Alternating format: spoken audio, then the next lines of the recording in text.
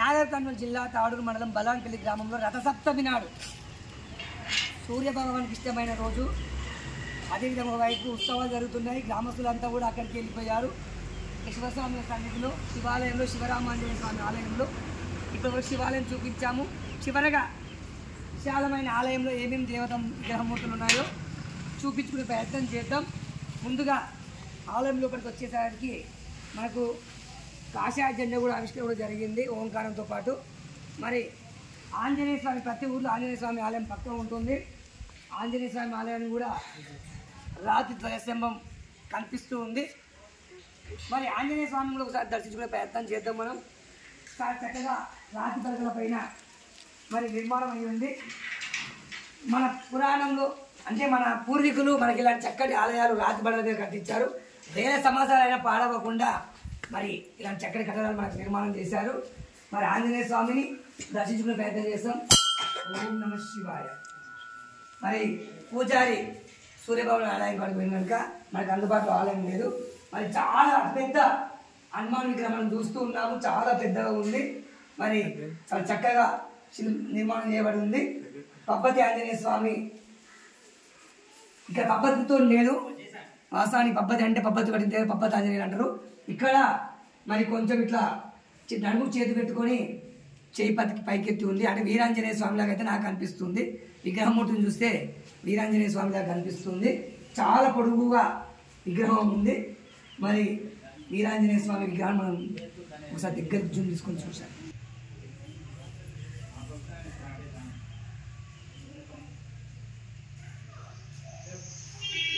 ఆంజనేయ స్వామిని దర్శనం చేసుకోవడం జరిగింది.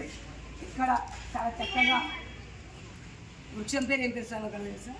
పూల చెట్టు పారిజాత వృక్షం ఇక్కడ చాలా చక్కగా ఉన్నాయి. మనం చూద్దాం. ఇక్కడ సీతారామాంజనేయ సమేత సీత సమేత విజయాలు మనకు స్పష్టంగా కనిపిస్తున్నాయి. మరి పెద్దలు మనకు అందుబాటులో లేరు ఒకరు. మరి సీత, రాముడు, లక్ష్మణుడు, ఆంజనేయ స్వామి చాలా చక్కగా మరి శిల్పాలను కూడా ఇక్కడ ఆవిష్కరించడం జరిగింది. మరి ఇక్కడితో పాటు మనం మరొక ఆలయానికి వెళ్ళే ప్రయత్నం చేద్దాం. చాలా చక్కటి వాతావరణంలో మనకు దేవాలయం నిర్మాణం అయ్యింది.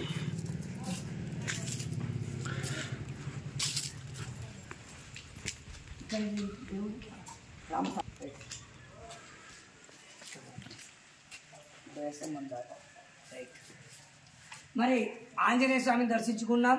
పక్కన సీతారామ లక్ష్మణ విగ్రహాలను కూడా ఆంజనేయ స్వామి సమేత దర్శించుకోవడం జరిగింది. ఇప్పుడు వచ్చేసి రాములవారి గుళ్ళోకి అన్ని ఆలయాలు ఇందులోనే ఉన్నాయి. రాములవారి గుళ్ళోకి వెళ్తున్నాం. ముందుగా ధ్వజస్తంభం రాతి ధ్వజస్తంభం పొడువాటి ధ్వజస్తంభాన్ని దర్శనం చేసుకున్నాము.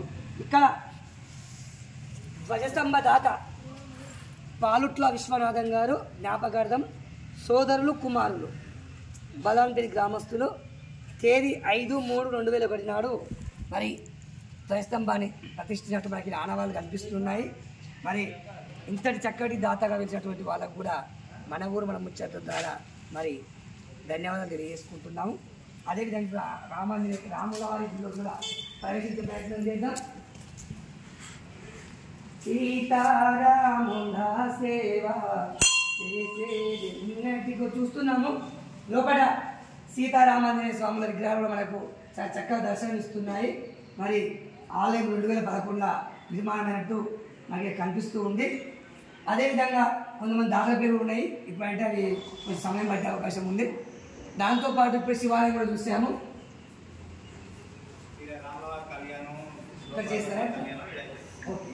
మరి ఇక్కడ కళ్యాణ మండపాన్ని కూడా నిర్మాణం చేసుకోవడం జరిగింది.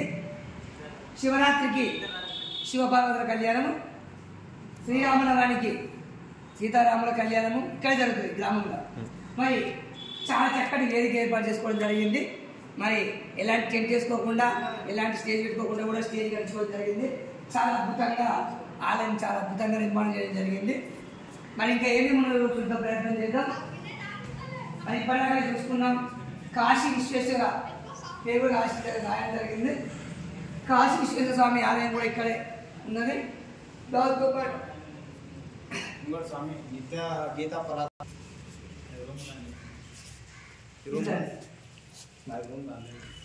మరి ఇక్కడ మనం చూస్తున్నాము. మరి దేవుడికి సంబంధించిన ఫోటోలు ఇక్కడ మనకు కనిపిస్తున్నాయి. చాలా చక్కగా ఇక్కడ మలయాళ స్వామి విగ్రహం కూడా మరి చాలా చక్కగా పెట్టుకోవడం జరిగింది. తర్వాత మరి మనకు పేరు తెలియదు. ఇక్కడ చూసినట్లయితే వచ్చేసి పరిపూర్ణానందగిరి స్వాముల వారు మరి ఇక్కడ మరి చాలా చక్కటి విగ్రహం కూడా ఇక్కడ పెట్టుకోవడం జరిగింది. అంటే మాటలే కాదు, బల్లంపల్లి గ్రామస్తులు శేషర మనకు నిర్మాణం అందిస్తుంది. మరి ఇక్కడ కూడా రాధాకృష్ణుల విగ్రహాన్ని మరి ప్రతిష్ఠ జరిగింది. అదేవిధంగా పేరు ఇక్కడ దొరికింది మనకు. మరి మనకు శ్రీ సద్గురు శ్రీ శ్రీ శ్రీ శ్రీ విద్యానందగిరి స్వాముల వారి మహామండల ఆరాధన 2027/4/2006 అంటే ఇక్కడ ఈ విధంగా చాలా చక్కగా మలయాళ స్వామి మహానుభావుల ఫోటో కూడా మనకు కనిపిస్తున్నాయి. మరి ఇంకా లోపలికి కూడా వెళ్ళి చూసే ప్రయత్నం చేద్దాం.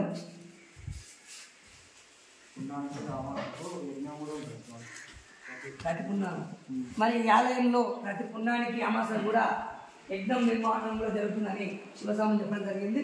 ఇక్కడ చిన్నపాటి ఉంది, వాళ్ళు కూడా ప్రయత్నం చేద్దాం. యజ్ఞవాటికనా? ఓకే, యజ్ఞవాటిక. మనం చూస్తున్నాం శ్రీ శ్రీ మలయాళ స్వామి విశ్వ శాంతి మహాయజ్ఞ యాగశాల నిర్మాణం చేయడం జరిగింది. అంటే యజ్ఞాలు ఏమైనా సపరేట్ చేసినప్పుడు ఇలా చేస్తారు. ప్రారంభం కాలేదా? ఓకే, ప్రారంభం కూడా నోచుకోలేదంట. అంటే ఇప్పుడు మళ్ళీ చేసే అవకాశం మనకు కనిపిస్తున్నాయి. మరి ఇంతటితోటి మరి బల్లాన్పల్లి గ్రామంలో ఆలయాలను కూడా వీలైనంత వరకు చుట్టుముట్టే ప్రయత్నం చేశాము. మరి ఈ ఆలయాన్ని చూపించే భాగ్యము మరి ఈ గ్రామస్తులు నాకు కల్పించినందుకు వారందరూ కూడా ఈ గ్రామస్తులందరూ కూడా ఆయుధ ఆరోగ్యాలు అష్ట ఐశ్వర్యాలు కలగాలని, ఇంకా ఈ ఊళ్ళో ప్రతిరోజు చెప్పారు, ఏ ఊళ్ళో జరగట్లేదు ఈ విషయము. నాకు తెలిసి ప్రతి ఊళ్ళో బంద్ చేస్తారు, అంటే వారానికి ఒకటి కానీ నెలకోసారి చేస్తారు. కానీ ఇక్కడ చూసుకున్నట్టయితే ప్రతిరోజు భగవద్గీత పారాయణం జరుగుతుందంట. మరి చాలా గొప్ప విషయము. మరి ఇక్కడ ఈ గ్రామం నుంచి భజన మండళ్ళు, చిత్ర భజన మండళ్ళు, అనేక మండళ్ళు కూడా బయలుదేర శాసనం ఎంతైనా ఉంది. ఎందరో మాతృమూర్తులు ఇక్కడికి వారందరికీ కూడా వేల వందనాలు నమస్కరించుకుంటున్నాను.